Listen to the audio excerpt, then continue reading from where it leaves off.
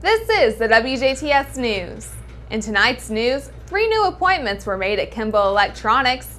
Kurt Guzel will be in with your sports update. And for tonight's Inform, we cover the Bird's Eye Cruise-In set for this weekend.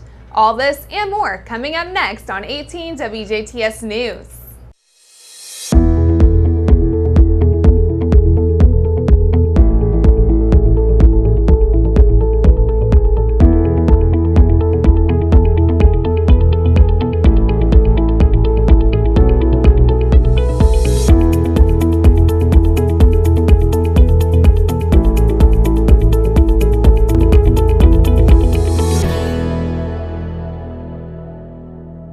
Thanks for tuning in. I'm Jurnee Davis with news on 18 WJTS. Indiana State Police have officially taken on the investigation into the Spencer County Animal Shelter located in Christney.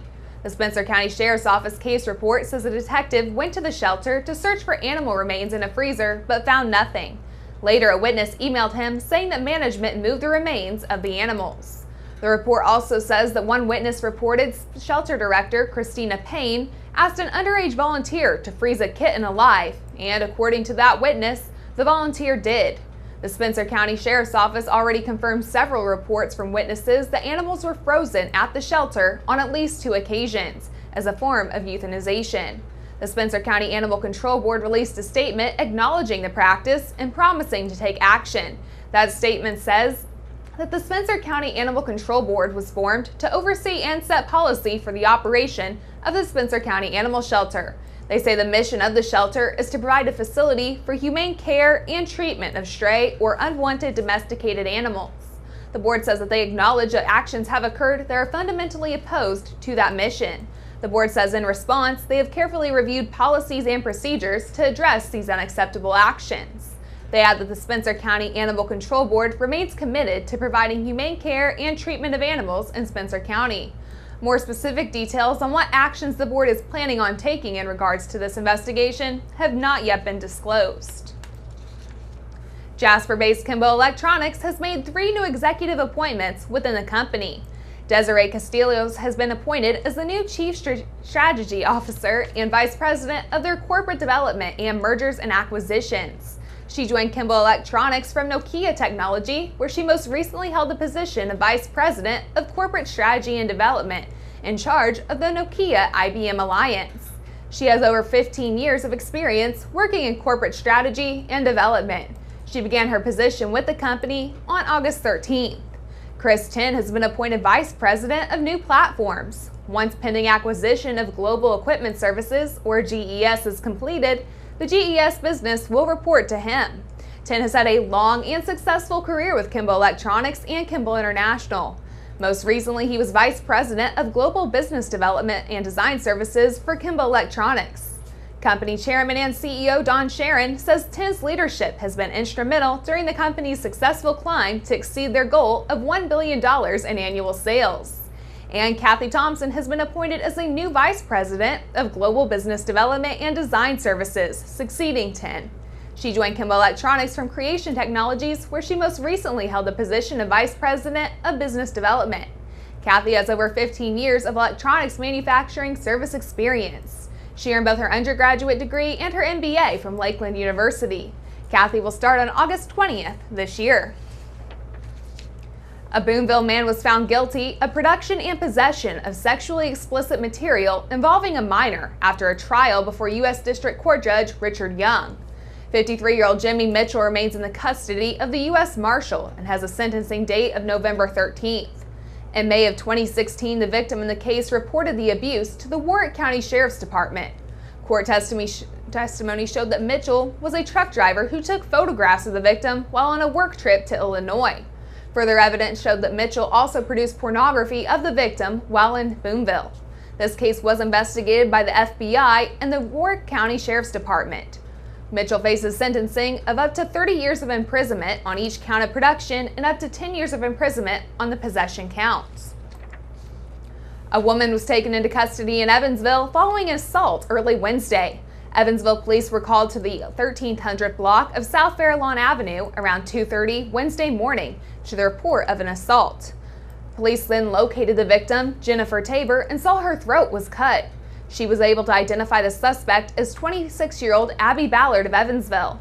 According to Tabor, she was in a bedroom with Ballard and a witness when Ballard got upset about a comment she made.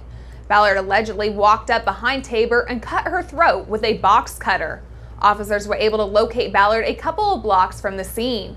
When stopped, Ballard gave officers a false name. Ballard was arrested and booked into the Vanderburgh County Jail on charges of aggravated battery with a knife and false informing. Tabor suffered non-life-threatening injuries from the incident. The Jasper German Club is sponsoring an essay in conjunction with the German American Day dinner and German Heritage Award presentation. This contest is open to all seniors within the 4 Du Bois County school corporations. The winner from each school will read their essay at the German American Day dinner scheduled for October 4th at the Schnitzelbank restaurant in Jasper. Topics include, what does German heritage mean to me? Or what is my role in preserving and promoting German heritage in Du Bois County?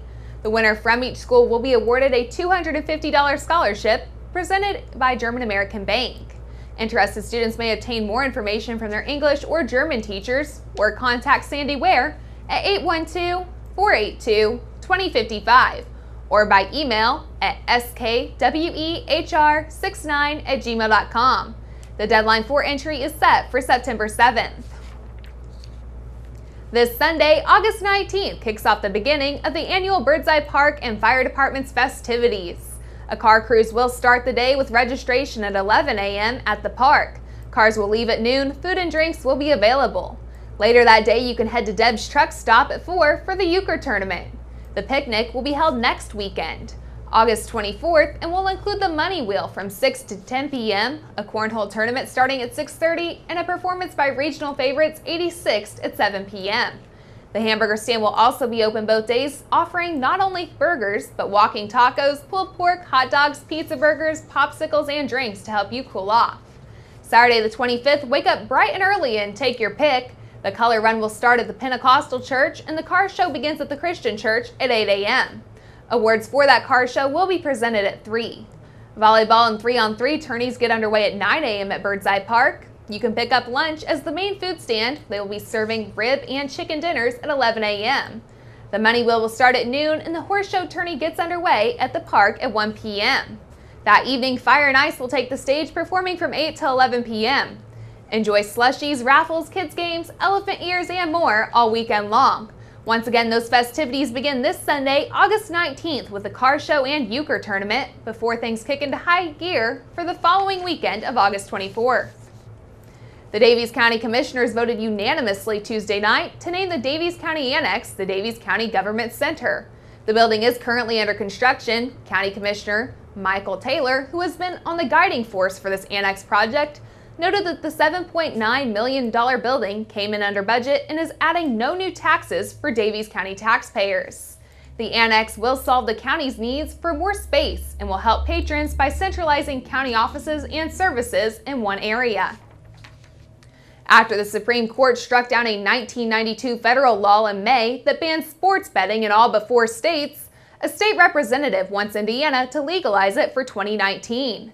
Representative Alan Morrison says he has researched the laws that allow sports betting in Nevada, New Jersey, Montana, Delaware, and Oregon, and has looked into pending legislation in states like Pennsylvania, West Virginia, and Mississippi.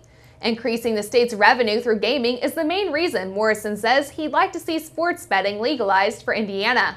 He added that Indiana is the 4th largest gaming revenue state in the country.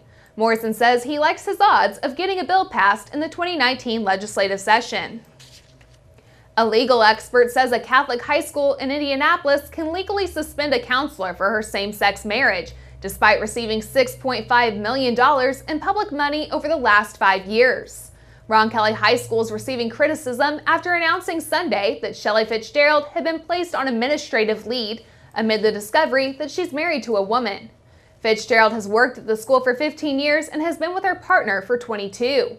Steve Sanders is a professor at IU's law school and specializes in constitutional law and LGBTQ issues.